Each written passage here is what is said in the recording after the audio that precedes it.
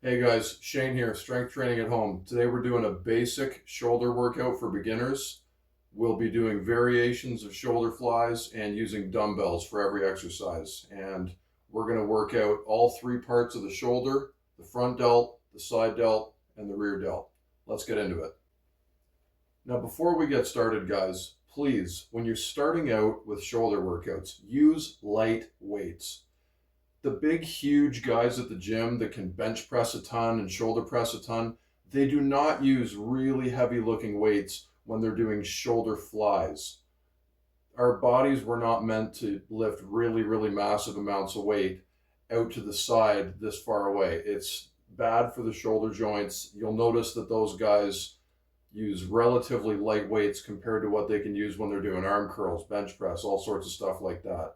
So please use very light weights and focus on form, especially when you're starting out. Nobody wants a shoulder injury, they suck. And as far as how hard to work when you're doing all sorts of these workouts, shoulders, arms, whatever, you want to generally go to within 2 or 3 reps of failure, whatever failure looks like for you. You don't want to be swinging your body like crazy when you're doing, arm curls. You don't want to be swinging away. You don't want to be swinging when you're doing shoulder flies. You want to maintain really proper form and you want to go until you're 2 or 3 reps away from that form failing. All right, so let's get into our first exercise. For our first exercise, we're going to do some front delt raises. These are pretty simple. You can do one arm front delt raises and alternate. You can do both at the same time. It's going to fatigue you a little bit faster that way. Maybe you want to start out doing both at the same time, and then when you get fatigued later on in the set, that's when you switch to alternating. You just want to make sure that you're keeping your body still. And when you're doing these workouts, guys, you want to really control the weight on the way down. You're going to get better results when you lift the weight with a little bit of speed, a little bit of explosive force, and really control it on the way down. And like we always talk about, breathe when you're working out. Your muscles need oxygen. Next, we're doing some side delt raises. When you're doing side delt raises, you're going to lean forward a little bit and you're going to imagine kind of like a broom handle resting across the back of your shoulders behind your neck, because you do want to have a slight lean forward when you're doing these. It's going to help you a lot with stability. You don't really want to be straight up and down doing these. It's not the way to do them. I've learned that the hard way. You end up getting soreness in here when you're lifting on the wrong angle. So when you're doing these side delt raises, really work on controlling the weight on the way down. And you don't have to go up past a 90-degree angle. And we'll give you a side profile of what that looks like. A little bit of a lean forward.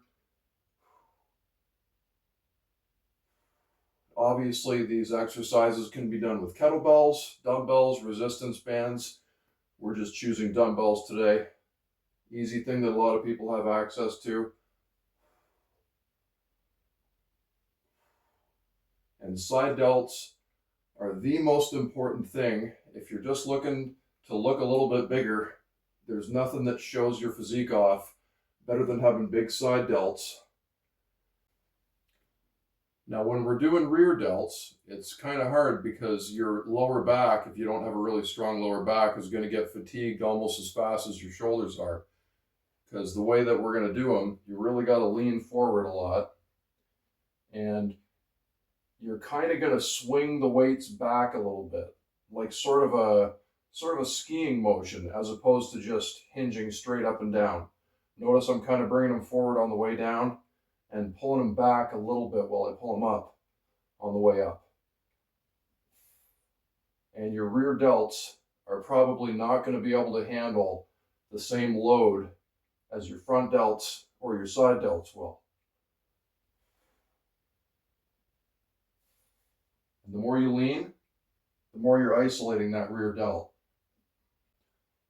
So once you've run through these 3 different kinds of shoulder flies, you're probably going to want to do a second or third set of each one to really feel like you got a complete workout. You might choose to drop your weights on the second or third time around so that you can do approximately the same number of reps. maybe use the same weight and you just don't rep it out as much. You know, it's really personal preference when it comes to that. You just want to be feeling a burn, getting a good pump, and pushing yourself kind of close to failure, like we talked about earlier, within 2 or 3 reps of failure when you're doing these sets.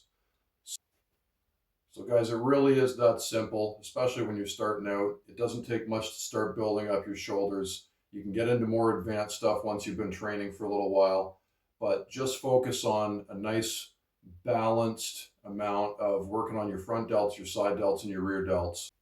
So that was your shoulder day for beginners. I'm your buddy Shane, reminding you to get strong and stay strong. We'll see you next time on Strength Training at Home.